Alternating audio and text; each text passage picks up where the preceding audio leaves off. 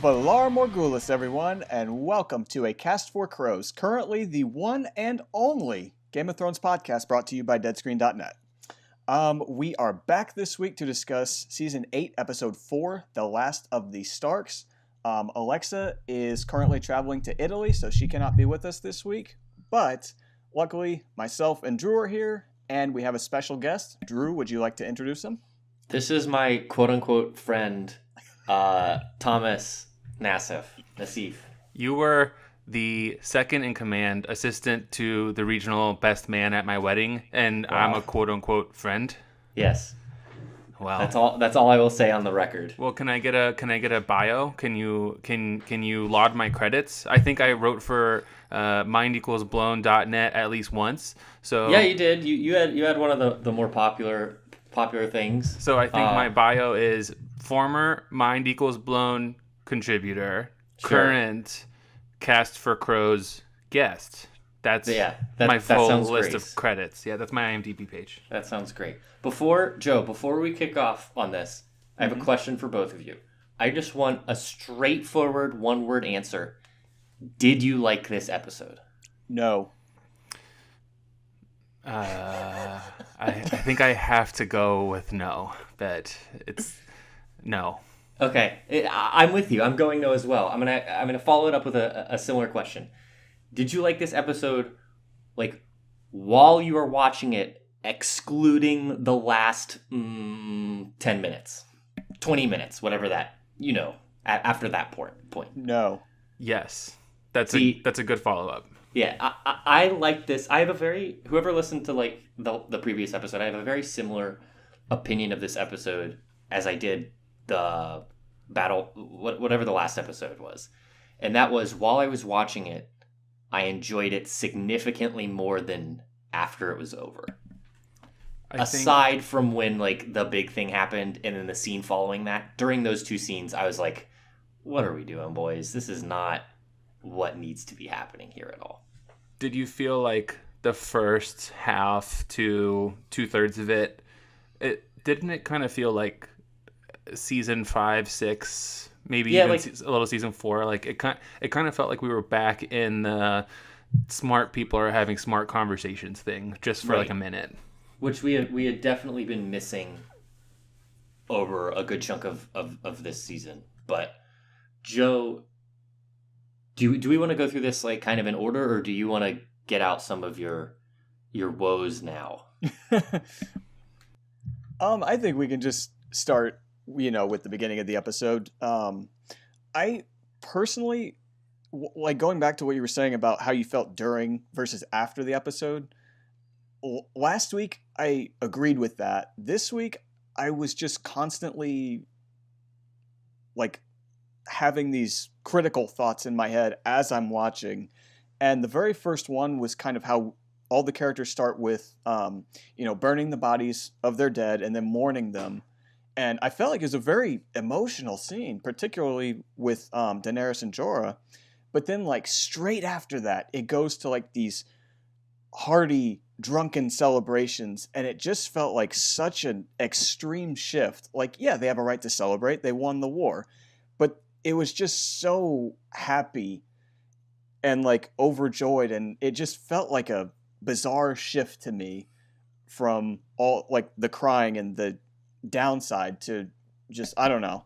But what did you guys think? I found it kind of off-putting. Doesn't that feel like a little true to life? Like if, yes, we buried our dead, and I think the show gave a minute for us to mourn the losses, especially Jorah. Like you could tell that was kind of the emotional coda, I thought, of the beginning of the episode was Dany's reaction to lighting the funeral pyres for Jorah. But I thought it was kind of cool how each major character had the opportunity to light the pyre of someone who they had a relationship with. And, and after that emotion, I think for most characters, the natural next step is like, well, that's a huge relief. Like, it's over now. They're like, the bad guys are gone. At least like the existential threat is gone. And, the show wants us to fear the human politics and fear the human conflict as much as we feared the conflict with the dead. I think as viewers, that can be a little tough. And I think if you're in the show and if you're a soldier, you're not one of the 10 people we care most about, you probably are thinking that the worst is behind you right now. Right. That's a good point. Yeah, I agree. I felt I could tell that they tried to like soften that transition, because that transition, Joe, what you're talking about, was definitely pretty harsh, but like I felt like they tried to soften that a bit with like, they cut in there and immediately everybody was just kind of eating, and then Gendry gets up and Dany like does her thing where she like kind of legitimizes him, I guess, in both a way where she was making a political move, where he's kind of like at her service moving forward, which goes back to, we were trying to get back into that mindset, and that was supposed to get everybody excited, and then we got into the happiness part, but it felt rushed. Like I could see how they noticed it, tried to have some sort of transition, but I'm still with you where it felt like, we're all crying and burning our dead, and snap, all of a sudden, everybody's up and dancing and drunk and all that stuff. For it to be one of the major power players like Dany, I feel like the level to which that act of making Gendry the Lord of Storm's End, I think that's what it was, right? Storm's End? Yeah. The degree to which that felt like a blatant play for brownie points, that's the kind of feeling that I feel like we would have gotten if Joffrey attempted a similar thing. Like, right. It rang hollow, like empty, like clearly just to appease the crowd. And I feel like when a power player does something like that and it's received like that, that's a sign of like the room doesn't respect you at the beginning of your speech, and the speech didn't change anything. Right. I think that's like the beginning of this setup where everyone in the hall is ready to party, is ready to bang someone, and Dany has no one there. Like everyone's paired up. Jon has a group of people around him. Gendry's looking for Arya. Brienne is getting drunk with Jaime and Tyrion, and Dany is isolated. I felt like that was a theme of the episode, and it was established early on, and I think that speech is the beginning of Dany's isolation. Like she did this act which she felt would rouse the crowd, and she got no warmth. I definitely agree with you, and I agree in the sense that like they were trying to sort of show how alone she was, because before, she had all the Dothraki, all of these people who were like following her and supporting her, and most of the Dothraki, apparently some of them are still alive, but I guess most of them are gone. She doesn't have anybody, and now she feels even more isolated from Jon, considering what he had told her at the end of episode 2. So like her biggest supporter, I guess, I don't know if she doesn't trust him anymore, but like she doesn't feel close anymore. And it's like she went from being this all-powerful person, like the final boss good guy, so to speak, to kind of being all alone.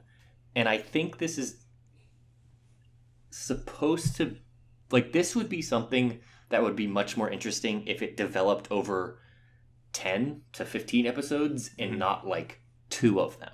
Her going from being powerful and having all these followers to being isolated and sort of afraid, and going from more, we've seen her for 5 seasons, and the whole time in Meereen sort of fight what she wants to do, not wants to do, but like fight what the easy way to do things is and do things the right way.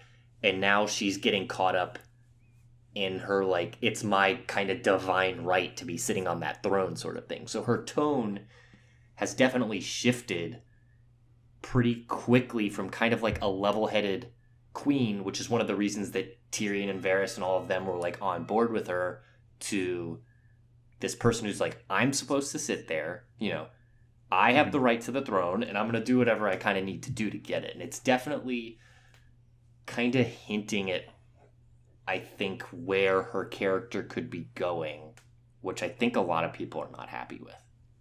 And I think it speaks a lot to the heaviness of Jorah's death in particular, because he is the one character who has always been there with her ever since the beginning when she had basically nothing.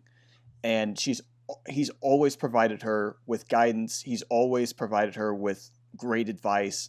He's the one person she could always trust, even though she didn't for a little while. And I think it really spoke volumes of how quickly she almost seems to be descending into madness, kind of like it's suggesting that she's going to go the way of her father, the Mad King.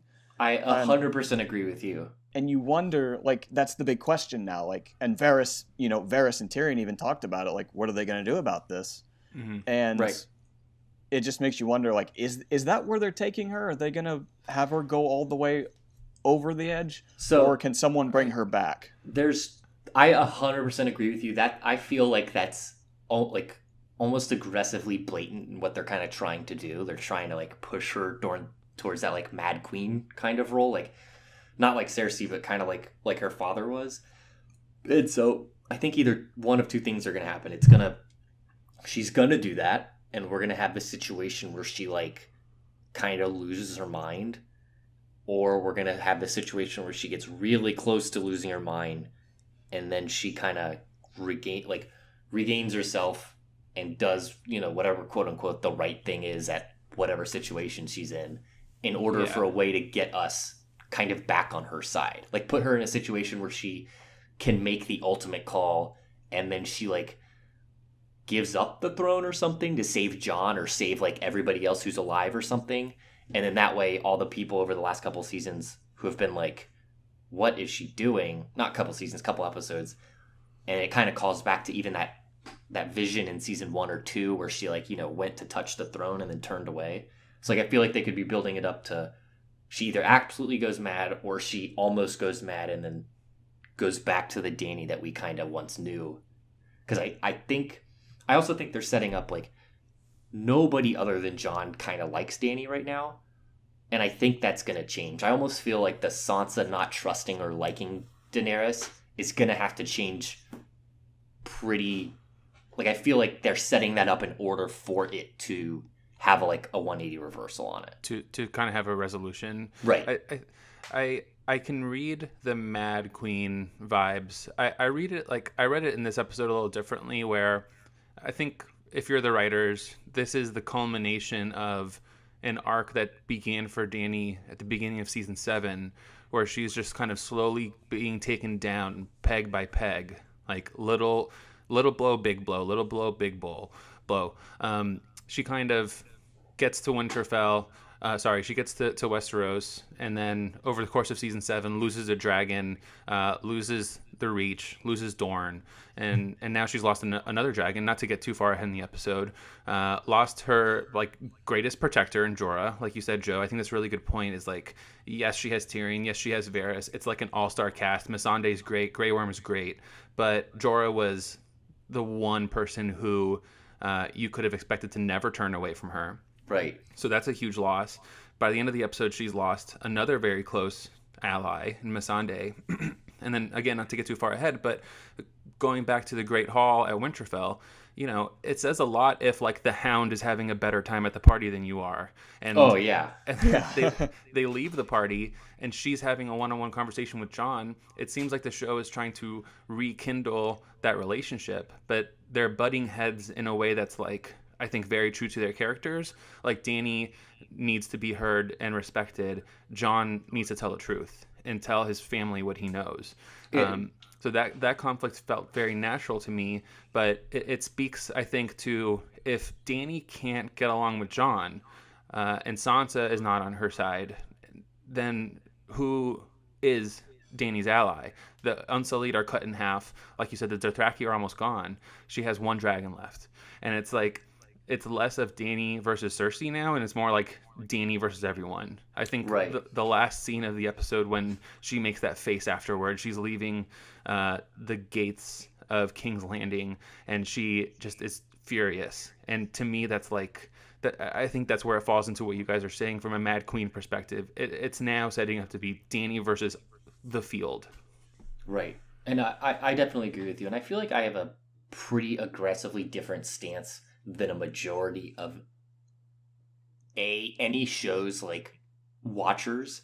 Whereas a lot of people are pretty unhappy that they're like, if Dany just becomes the Mad Queen and that's the end of her story, I'm going to be really upset. Whereas I am definitely always on the other end where I like where kind of that stuff that doesn't really make sense and comes out of nowhere. And like, I wouldn't mind a betrayal to us by Dany. You know what I mean? Like, it's out of character, but I wouldn't mind if that's sort of the path that she goes down. Like, if there's some sort of big ultimatum where Jon has to cut down Dany, and so Jon becomes, a Queenslayer, so to speak, like, that wouldn't bother me as much as a majority of the show watchers who are extremely invested and they want a quality payoff.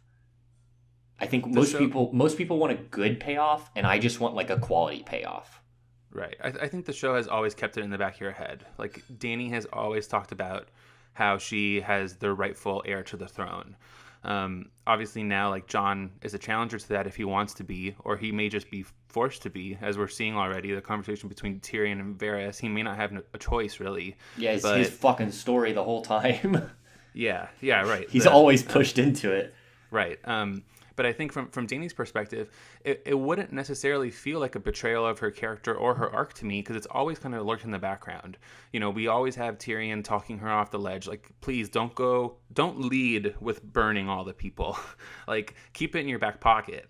Like, that's kind of, she has a short temper, and she's always been reliant on her name. Like, yes, it's true that she has done great things and helpful things in her path, but I think she's doing those things because she specifically is taking a political angle, like, around like the line of the direct path. Like, she didn't have to go fight the Night King first.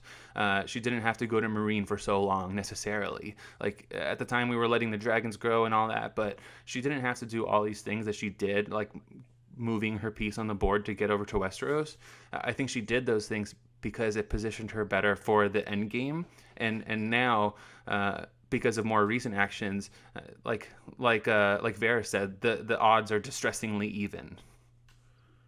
Yeah, I would agree with Thomas on this, in that I think this has been kind of expected from Dany's arc, because ever since she's gotten to Westeros, she's literally a stranger in a strange land. Even though she was born there, she's coming here for the first time.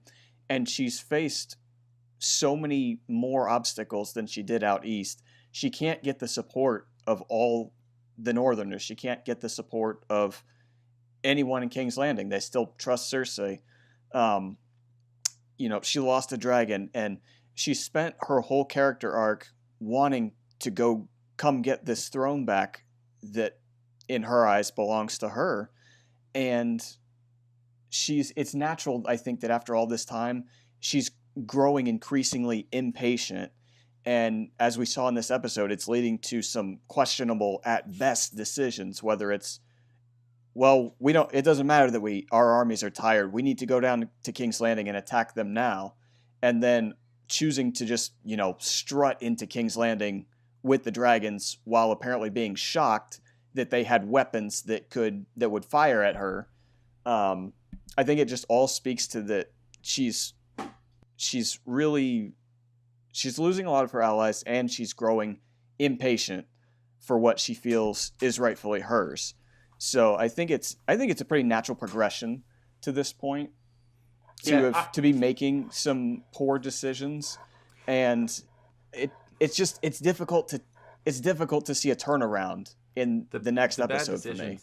Yeah, like the bad decisions that she's been making, just like her general camp. Me and Andy were talking about it earlier in the week. I think right after the episode aired.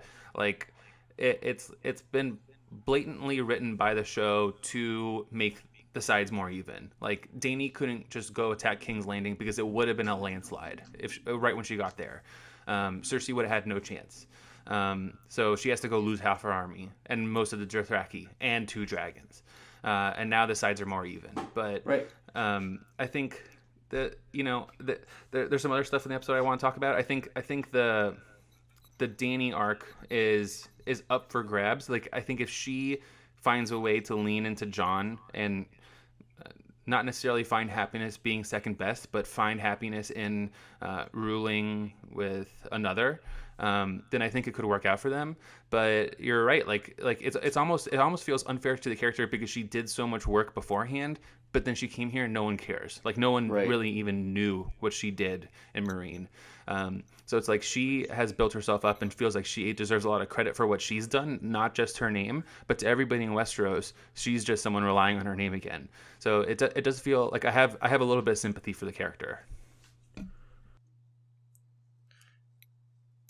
Speaking of, I know it's still in Dany's story arc, but I wanted to know what you guys thought of the conversation between Varys and Tyrion, where Varys understands better that Dany's feeling very isolated. She's growing increasingly angry and a little bit out of control. And he reiterated what he has said multiple times throughout this series, that he will always do what is best for the realm rather than any one candidate for the throne.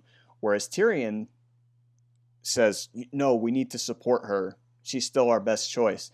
And I was just wondering what did you make of that conversation? Who do you tend to agree and disagree with, and why? I mean, I think that was kind of like a nod to the viewers to be like, okay, like all this stuff that you're thinking about Dany is like it's justified, because you could just be like me, where somebody makes a decision and you're like, that was a dumb decision, but everybody else is like, oh, this is great. Where I think that having Varys say that is definitely like yeah, Dany's kind of losing her mind, and this is us kind of spelling it out for the reader or for the viewer sort of thing. And I mean, you have to agree with Varys at this point. Like, you've always, like Thomas was saying, like, she's always kind of been on the edge. And if she keeps losing everything and she keeps feeling isolated, like, at a certain point, if you have nothing to like live for, like, you're just going to do whatever you need to do. Mm-hmm. And that conversation is kind of what I was thinking about when we kicked off, and I said it felt like an older season, because we've got these two characters who at times have said some of the most poignant things on the show, and I think that goes back to, when they were going off the George R.R. Martin scripts a little more. George R.R. Martin clearly loves to write those two characters, and having those two guys have a heart-to-heart about this, it feels like the two characters who should be saying the words. It felt a little bit out of place, almost, because, like, where has Varys been? Like, has he been this smart for the entire last 11 episodes where he's done almost nothing? Like, so that it felt refreshing to see Varys back in the game from the intellectual standpoint. And I do agree with Varys more so than Tyrion, but I thought Tyrion had one good point in that conversation, which is, like, at some point, don't you just pick a side and fight for it? Rather than kind of constantly moving your allegiance from person to person depending on what you perceive to be best at the moment. Right. I think that's where, like, a northerner would question the loyalty of Varys, but I totally see where Varys is coming from. Yeah, I digested that slightly differently, because I don't necessarily think Varys is doing that because he wants to be on the winning side. I feel like when he says he's trying to do what's right for the realm, I kind of feel like I took that as genuine. So I agree. Even if Jon is like a 1 in 100 shot, but he's the best thing, he's gonna back Jon even if that means he's gonna lose. So, like, while he might be jumping from like ruler to ruler, I think because he's always moving to the ruler that at the moment is best for the realm, whether or not they're have the best odds of winning, so to speak. I totally agree. He's not jumping from winning side to winning side, but I do think, like, the point that Tyrion made still stands, which is, I think a lot of viewers would buy into that aspect of Tyrion's conversation, and then the other half of the viewers will buy into Varys's side, which is, you should always be fighting for what's right, regardless of, what that might make you look like to outsiders. It might make you look like you're jumping from team to team, but you have to just kind of be guided by whatever you think is right in the moment. Yeah, I definitely agree. What did you think I of have it, a, Joe? Did you read that similarly? Yeah, I did. That was actually the highlight of this episode for me, was what I saw as the return of Varys in his best intellectual slash political maneuvering, and I thought that I thought back to a scene in season one when he visited Ned Stark under the King's Landing dungeon, and Ned asks him, "Who do you really support, Varys?"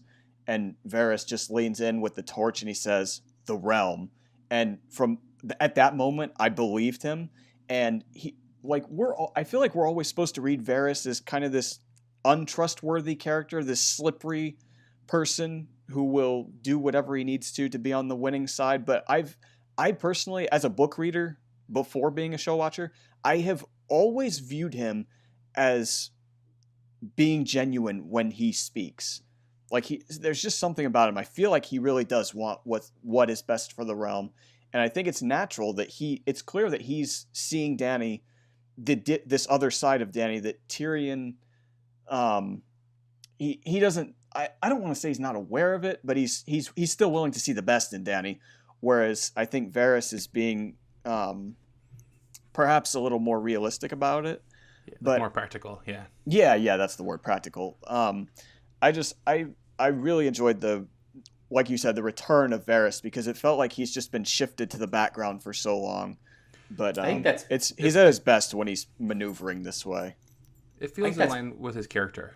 He's always in the background, just sort of scoping out, and he doesn't really talk unless he needs to talk, which is kind of the opposite of Tyrion, who's always talking. Mm-hmm. Whereas everybody was sort of saying that Varys has done nothing, but he was just waiting, consuming his information, digesting it, and then bringing up what needs to be brought up as kind of like an inverse to Tyrion, whereas they're both typically good advisors, but they go about it in an extremely different way. And I think it felt like a really natural point for Varys to voice it, because, maybe in the back of his head, he's been thinking, oh, well, Jon does seem to be like a more natural and relatively easygoing and easy-loved potential leader. But this piece of information about Jon's parentage finally making its way out, and like Varys said, how many people know about it? 8 people. It's not a secret anymore. It's information. Right. Now that he is aware of that information, and he is aware of the fact that it will spread by itself, it feels like that was the last puzzle piece he needed to voice his concerns and decide to flip over, if that's the case. Yeah, I agree totally. Can we talk about Jaime and Brienne? That's what I was just going to say. Jumping ahead a bit, aside from... All right, so my first question to both of you is, excluding this season, did you ever truly feel that Jaime and Brienne had a connection more so than like a true mutual respect? Absolutely. I think Brienne is a character who allows Jaime to see the parts of him that no one else sees. So, from the perspective of, he's always called the Kingslayer, Jaime feels like he made the only decision that was responsible in that life moment. Like, his only choice was to kill the Mad King, otherwise 1 million people would have died, right? But no one else sees that. They just see him as the guy who killed the king.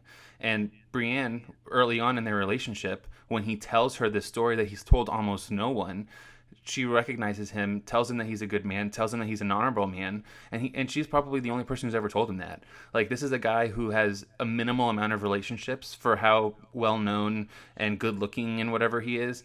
Because of his past actions, he has almost no close relationships with anyone aside from Cersei. Imagine that being your only outlet, right? Like, she's not the kind of person who's just going to sit there and chat with you. Right. And if she is, she's half manipulating, and she's like fully cold-hearted to Jaime included, especially in recent seasons. So if that's your only outlet, finding someone like Brienne at the moment that he found her was a saving grace for him, and I think a huge contribution to his character arc. This felt like something that, yes, it's a little bit of fan service, but also totally realistic with Jaime's arc, Brienne's arc. He made her a knight in the last episode, which felt like a great emotional payoff for their combined story. And this scene, this episode for them, aside from the portion where Jaime leaves, which I definitely want to chat about and hear you guys' theories on that, it felt totally earned to me by the show, and I think a pretty solid example of some good late season writing from these writers. Yeah, I agree. I also saw it as more than just like a deep mutual respect, particularly from Brienne's standpoint. Like Thomas just did a great job laying it out, but for also from Brienne's standpoint, I think if you remember back to earlier seasons, like the only person who has ever been truly kind to her and treated her like a normal human being, a woman, was Renly Baratheon, and of course he was killed early on. And so, as she and Jaime came to actually get to know each other and respect each other, as he was also making himself a better person in many ways, he was also being just very kind to her. He treated her like a normal person. There wasn't anything unnatural about her being a woman and a fighter. There wasn't anything unnatural about her desiring to be a knight or sticking to an oath that she gave to these girls' now dead mother, Catelyn Stark. He was the one person who always showed her a deep respect, and he was willing to talk to her and listen to her. And I thought it was a very natural progression. Definitely, I remember thinking during the episode, I thought, well, it's kind of fan service, but it's also, it felt earned too. Yes. Like it felt earned for both characters. And so I was fine with that. I'm definitely in a different camp of you guys in the sense where I agree with everything that you're saying. I just always felt like there was no like romantic, I guess, aspect to it. And where it doesn't sort of necessarily feel totally out of character. To me, it always felt like they were basically equals. Like they had a very strong, they went through their respective arcs, and they were definitely a major part of each other's growth. And like you said, Jaime sort of knighting her a couple episodes ago was like a major awesome moment. And I always felt like that was like, just like, I don't know how to explain it. I just felt like it was everything except romantic. And I felt like the romantic part kind of being sprinkled in over the last couple episodes, while it definitely felt fan servicey, I felt like it felt almost a little disingenuous to those character arcs. Because I think Brienne sort of stands for this, like, it doesn't matter that I'm a woman. I'm a badass and I can beat you in a fight and I'm honorable and I can do whatever needs to be done sort of thing. And Jaime's the same way. And they were just kind of like the same thing, and it didn't matter their genders.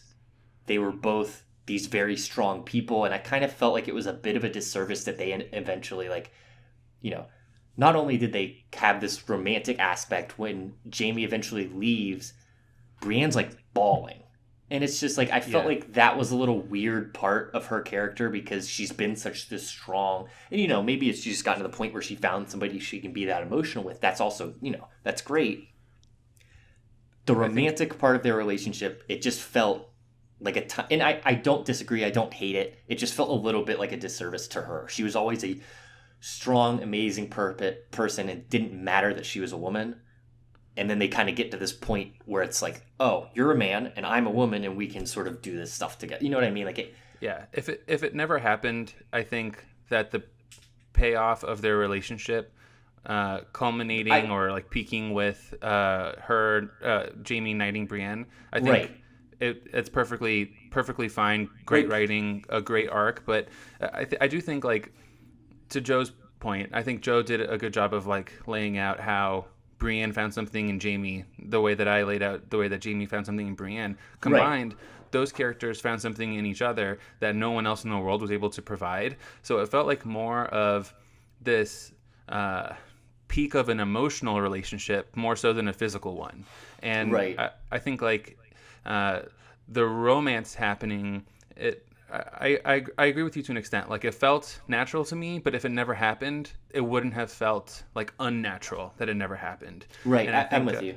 From that angle, right? Like, from the conversation of like, Brienne's never been with a guy kind of thing. And I mean, Jaime's to on his end only ever been with his sister. And it's like, I think this would be a great time to have Alexa on the pod and hear a women's perspective of Brienne's side of this equation. But I do hear what you're saying, where it didn't necessarily have to be there. Right. So let's talk about Jaime leaving and sort of how we digested that, because I want to leave enough time at the end of this for us to complain about the last part of this episode, because I'm definitely going to get heated a little bit, and I know Joe will too. So, did you think it was a smokescreen? Did you think Jaime?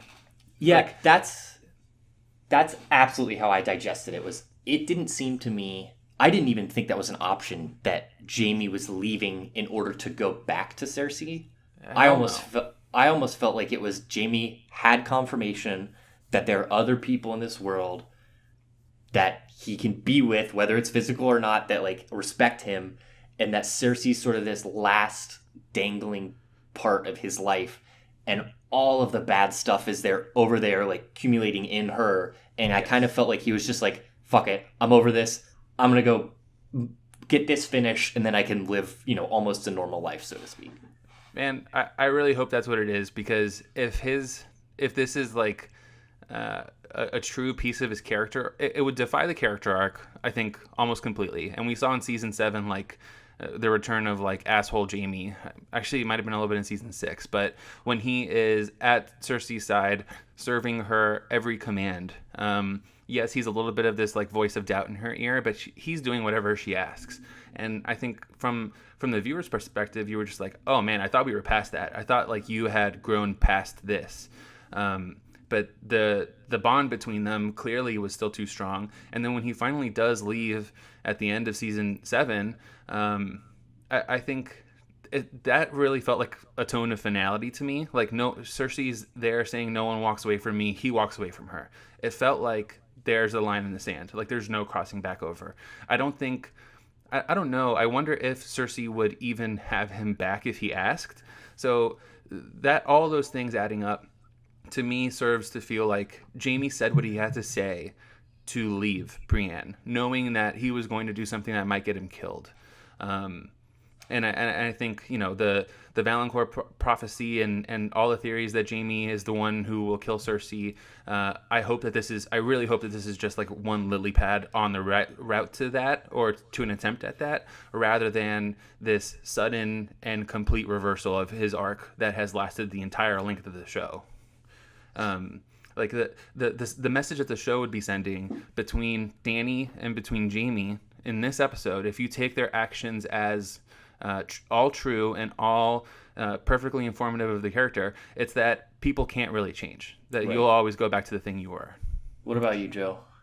I hope you guys are right, because Jaime's story arc in both the books so far and the show has been one of my absolute favorites. Although, as Thomas alluded to, when he went back to King's Landing in end of season 6, beginning of season 7, I don't remember, but when he went back to King's Landing to be at Cersei's side again, I was extremely disappointed. But then when he finally decided to go north and, help out with this Night King war, I thought, okay, good. My boy's been redeemed again. This is fine. And watching the episode right then, I was thinking, oh my God, have they just killed off this incredible character arc with this horrible decision to just go back and try and defend his sister again, even though, she doesn't have any real feelings for anyone at this point, aside from herself, it seems. Mm-hmm. But like you guys said, after I digested the episode, I thought, okay, maybe this is a smokescreen. Maybe he knows he has to go down there and either assist on Dany's side, if he's going to kill Cersei, whatever. He has something left to do, and he doesn't want Brienne to get involved this time. He wants her to stay safe up north. And I hope to God you guys are right, because if it's anything other than that, if it really is just him going back to Cersei, I feel like that would be the utter destruction of one of the great character arcs in this whole show. And that would be so disappointing. I'm 100% with you. I think his character arc is some of the best. It's one of the best character arcs I've ever seen in anything, not just the show. And so if he's actually going back to her, it'll be it'll shit on what was one of the best character arcs I've ever seen, but I really don't feel like it. Like, I didn't even know people consumed it that way until after the fact. Well, now But I want to know from Andy, from your perspective, like we were talking about Daenerys, and you were saying how you don't necessarily need the quote unquote good, like morally good resolution to feel good about the way the character ends. But that does not sound like this. You don't hold the no, same to be true for Jaime. yeah, because I think I definitely agree with you. I'm not on the same level for both those things. Mm-hmm. I'm being inconsistent within myself, and it's only because I think Jaime's character arc, as I've said a million times, is one of the best I've ever seen anywhere. Like, you truly despised that character in season 1. Like, Absolutely, he was yeah. one of the characters you hated more than any other character you've ever dealt with in anything. And the fact that you were able to get him turned entirely around, I feel like that he's such a diamond in the rough of a character that I don't want that to be shit on. Whereas like, Dany's a great character, but it's nothing we've never seen before. We've seen Dany's in multiple different, shows, And Jon books, Snow's, yeah. yeah, like, there's a million of those. And so what makes her unique is the fact that she loses her mind at the end and goes crazy, great. That lets her stand out among the million other of those, worthy people that we've seen. Whereas Jaime has had such just a great arc that I would definitely be disappointed if it didn't end and it doesn't have to end in a positive way, but if he erases everything that he did, it would bother me. For sure. Yeah, it doesn't have to be a happy ending, but it can't be like discarding all of this. Yeah, they did such good character work that if you just discard it, it'll be an insult. For the record, I do completely agree with you. Like that turnaround of that character arc would be much more upsetting than seeing Dany turn absolutely insane. So outside of Jaime, who I think we all agree is one of the best character arcs on the show and in anything, I want to spend just like 5 minutes on Bran. And I need one of you to tell me if I'm wrong in saying that this is one of the worst character arcs in anything I've ever consumed. He's fucking useless. He's done nothing. I feel like there's zero payoff. The handoff of Bran from George R. R. Martin's story to Benioff and Weiss's story is you could not have done it any worse. Like, you would have had to try to make it as bad as it is. It's amazing how bad it is. It's really disappointing too, because like Bran can do cool things, but Bran essentially never plays offense. Like, the dude, he doesn't even play defense. Right, he's really bad at defense. At least he attempts to play. It's like he looked at both teams' playbooks and he goes, "I got it," and then he just goes and sits down and does nothing. He barely even like shares information. Like, right. he's not even like a neutral character. He, like you said, he is useless. I think the show writers got him to the Tower of Joy reveal, which was handled beautifully, and Bran, integral part of that. It's a great payoff for Bran escaping the cave, getting back to Winterfell, starting to learn the history of the realm. And now that we are caught up and Bran knows everything, they don't know what to do with him. It's this microcosm, granted like a really big microcosm, of the fact that like these guys who are running the show have absolutely no more interest in the fantasy magic shit. Like, I think that Bran would be killed off if it was reasonable to kill off that character. It's just one of those things. Like, I feel like they've alluded to him being powerful, knowing everything, sort of having this ultimate goal, and he doesn't, and he's useless. And every time he comes on screen, it makes me mad, because part of me, every single time, is like, this is it. He's gonna make everything he did worthwhile, and then he does nothing. Think about who died last week. Melisandre, Beric, two of the last and most powerful sources of magic in the story. I think if Bran wasn't essentially unkillable because he's the knowledge of the world, Bran would have died last week too. So because send him back they're up to a tree. They're cutting off the fantasy. Yeah, so put him in his 102-year-old wheelchair or whatever, and send him back up north and put him in the cave again. He can listen. If at the very beginning of next episode he goes, "I don't want to be here. I'm going back to the cave." Nobody cares. Pretty good. It doesn't. That's pretty good impression. It doesn't change anything, and it just drives me mad. All right, we could do a 1-hour weekly podcast on how much I hate this character arc right now. Joe, hop in. Go off. I will I completely agree with everything you guys have said, but just to add on to it, I think it would be he has these such unique powers, and if they had done something interesting with it, like the one thing that he was supposed to do was go back to Winterfell and tell Jon about his parentage. We're like, when the parentage was finally revealed, we're like, oh my gosh, this is awesome. Bran, let's get you back to Winterfell now. You have this great piece of information here. And then he hands it off to Sam. Yep. And aside from that, he hasn't really done anything else. And on top of that, like, if he was using these unique powers to do, share some vital information, great, I can see that. But this is also coming with the fact that he's lost his humanity, some of his humanity, as a result of this. And like every time he has had a reunion with his family members, whether it's Sansa, Arya, Theon, Jon, it's always tempered a little bit by the fact that he's not the old He's a Bran shitty anymore. computer. He's kind of Three-Eyed Raven at this point, and he's just, I don't know, like I'm fine. I understand his personality has to change with what he's become, but if you're going to do that to this character, at least have him reveal some vital information or play some sort of part in the story development, and it just hasn't happened. And I agree. It's a missed opportunity because yeah, for sure. I think in the books at least it's certainly more that interesting than it could. It sounds more interesting than they've made it out to be. It's very sad that the most interesting conversation he had with anyone throughout the season 8, we can assume is the fireside conversation between him and Tyrion, where Tyrion says, "I want to hear more about your journey." Yeah. And it's off screen.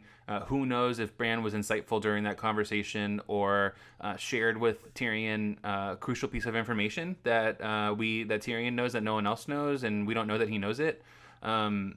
If anything like that happened, it happened off screen, and there was no other moment for Bran's character to shine because the story is not written for him anymore. Yeah. All right, Joe, I'm going to put you on a spot. Mm-hmm. You were a bit heated about this episode, and I'm pretty confident it has to do with the last 2 major scenes. So I'm going to let you start off the recap, and then I just want you to go off, my bud. Okay. Wow, I have a lot of problems here. Okay, Dany and her army, they decide to go down to King's Landing, ignoring the advice of most of her northern allies. And I just want to know, why was she so arrogant to think that she could just strut into King's Landing, and they even have a shot of her looking all, cocky and arrogant, and she's just flying along on her dragon, thinking that Cersei and Euron are just going to, let her in and do nothing about it. And then all of a sudden, they have a giant scorpion in the boat, and Euron she loses a dragon, just like that. And then, after that, they get down to the ground, they're all grounded, and they go to meet with Cersei, and Tyrion, after everything Cersei has done, even 10 minutes earlier in that episode, freaking Bronn shows up to kill them, because Cersei paid them off. Cersei paid him off to kill them. And Tyrion still thinks he can get through to her with diplomacy again, when Cersei has shown time and time again that doesn't work with her. That's a couple of the problems I have. Another one I have is when Missandei is up there on the wall, there's a moment where Cersei is walking right next to her, and she Missandei's got to know she's dead. Come on, it's Cersei. Why? You could have ended the war right there. She knows she's going to die anyway. Why not she could have grabbed Cersei, pull her off the wall, boom, the war's Yes. done. Like, Yes. that would have been so shocking and unexpected, It but would've. heroic.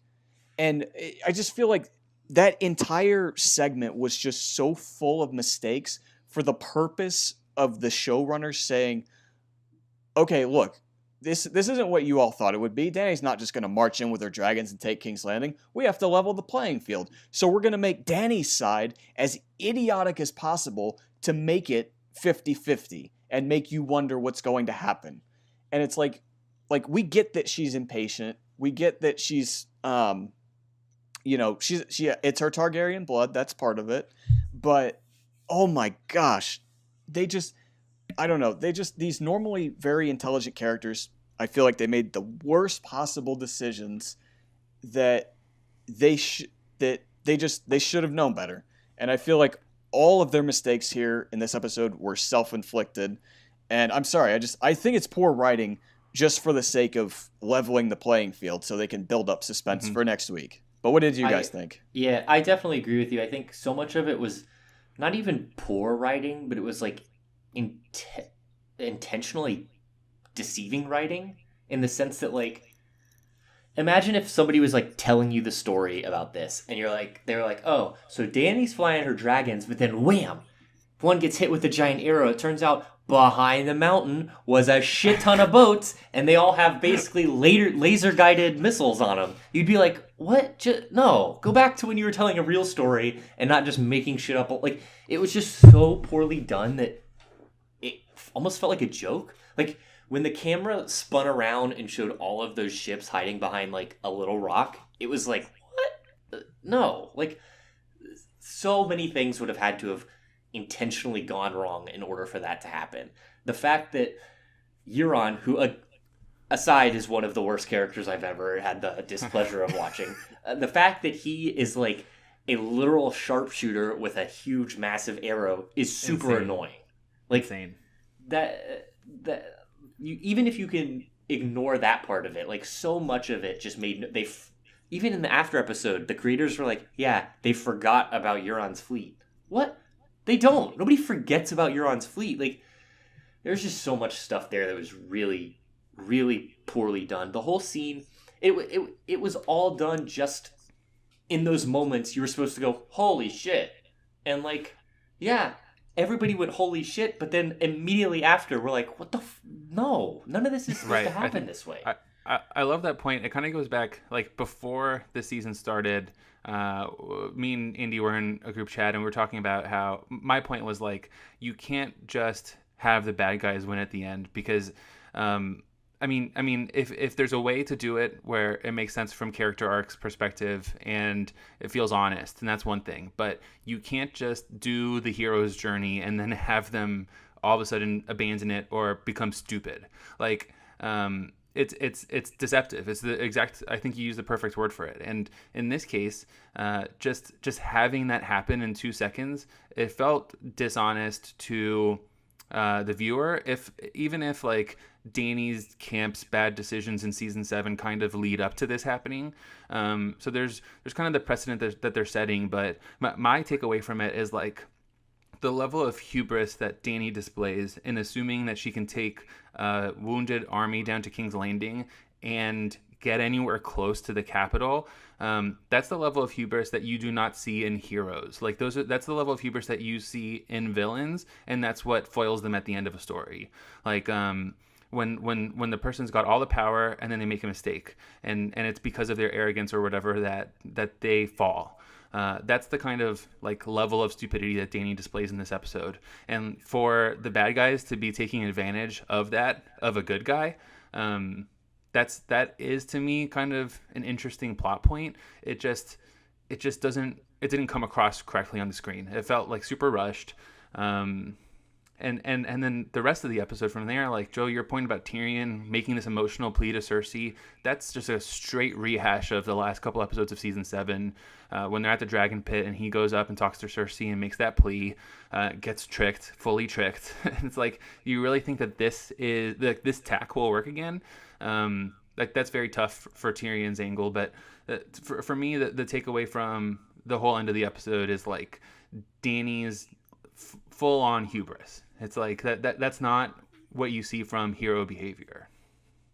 One other point I want to note, it's not really related to the war so much, but when Tyrion is trying to reason with Cersei and he mentions her child, let's be clear about something. Euron thinks Cersei is pregnant with his child, and he's standing right there hearing that conversation.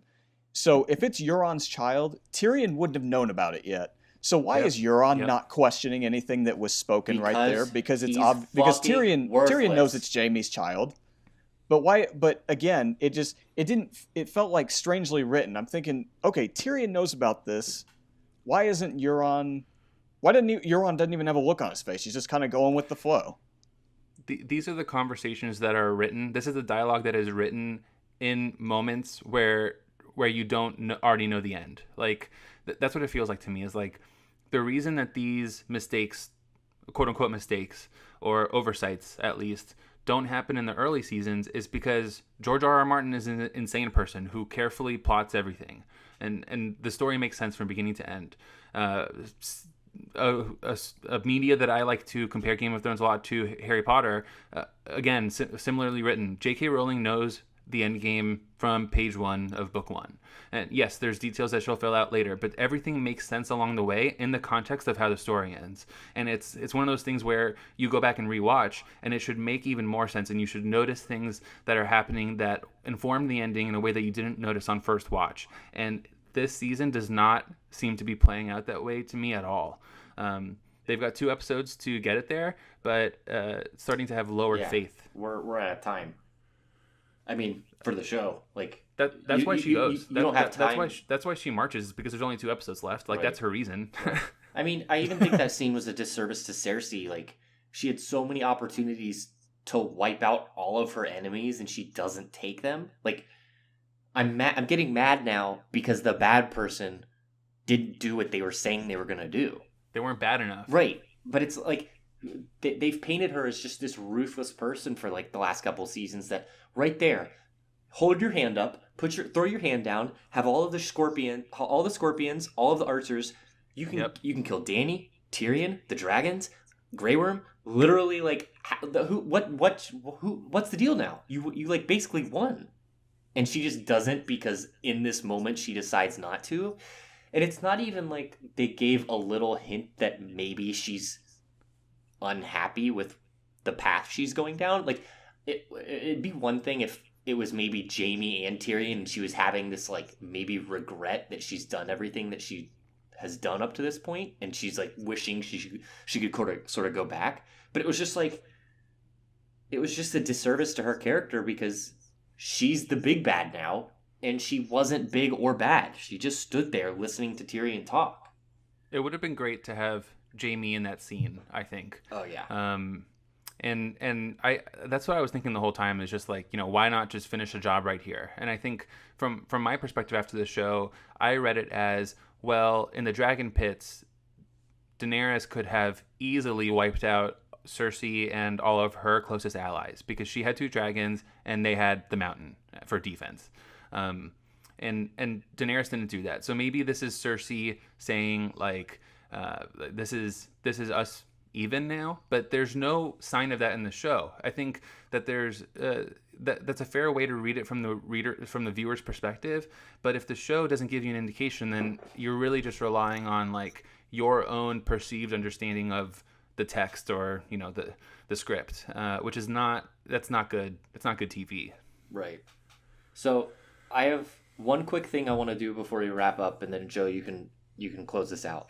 I felt like this episode had an extreme amount of foreshadowing, whether it was smokescreen or it was intentional.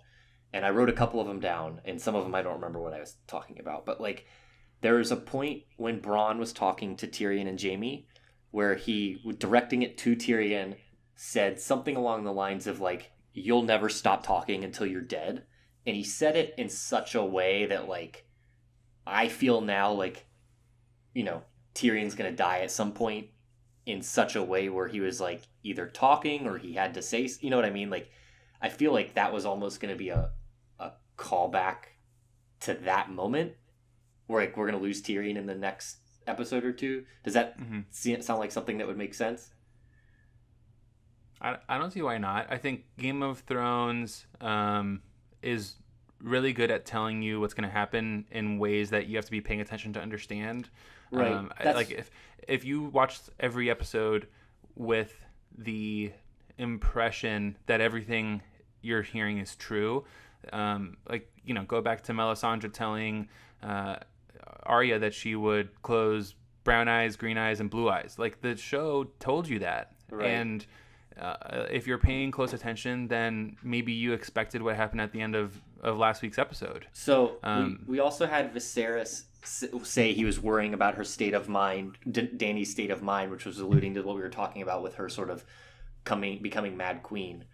But then, like, when Jon was handing off Ghost to Tormund, he was basically saying goodbye, and, you know, that they'll probably never see each other again. And Tormund sort of looks at him, gives him a wink, and go, "You never know."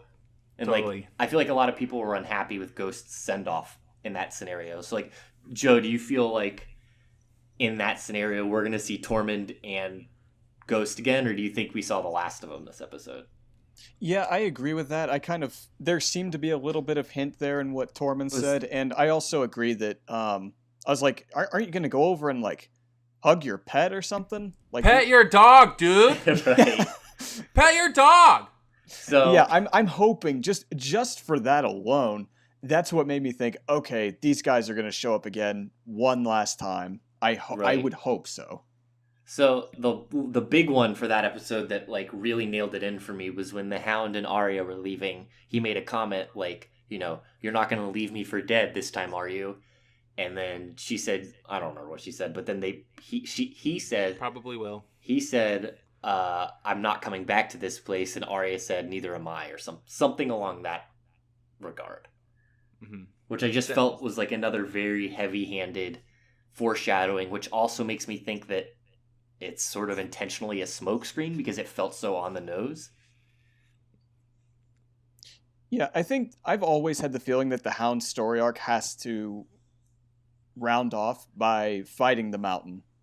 I don't know how that will happen, how that will end, but I've always, even in that war last week, like, we kept going through battles that we thought he might die in, and each time I've kept saying, I think he has business to finish with his brother, the Mountain, even if, like, he's not in his, like, right mind anymore. But yeah, I totally thought when they said that, I thought, yeah, something's gonna happen there. Like, either he's gonna die or maybe she'll die defending him. I don't know. But yeah, I think we'll finally see Hound and Mountain next week. Yeah, I would bet on that. I think that's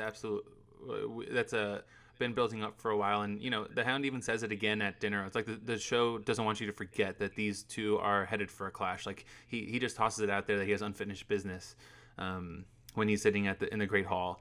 And I think, Andy, of the three that you mentioned, I would say that the Hound and Arya conversation is, like, watching it live, the one that stuck out to me the most as, like, a potential piece of foreshadowing. So do you think we lose maybe Arya as well? Like, could we lose her in the next 2 weeks? I would be, at this point, I feel like I'd be pretty surprised if she dies. Like, that feels like the most tragic potential death remaining on the board for them.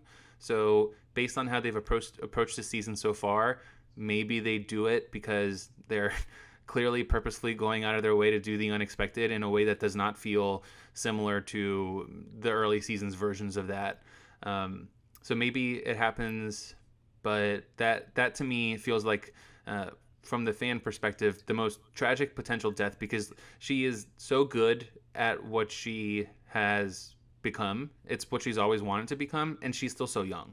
Like, it would be brutal.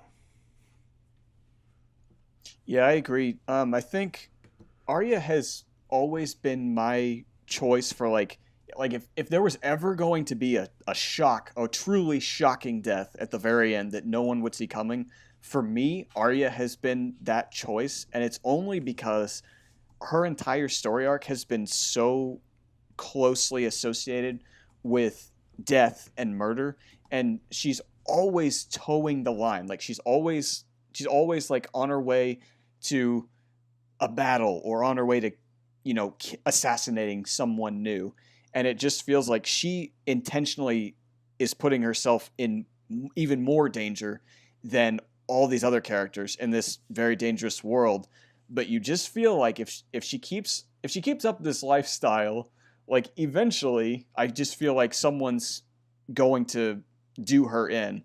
But I just can't decide if they would actually do it to us on screen with this character.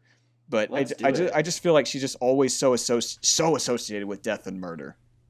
Very true. I'm down to lose Arya. She's a great character, but I'm ready for a shocker. I'm ready for a death that I don't want. Like Gendry? No, I want Gendry gone. That was a great scene between them where Arya basically reaffirms her whole character arc. Like that's not me. She goes back to words she said in season 1. Right. That's not me. That was definitely it was like, Gendry, my guy. Like, read the room. And at the same time, it was he had to shoot his shot. It's fair. I feel like Gendry had to know her answer. I feel like Gendry had to know her answer in advance, but he just had to take the shot anyway. Yeah, that's fair. Fuck the crossbows, man. The crossbows are way too powerful, right? Okay. Like the nerf the scorpions. Man.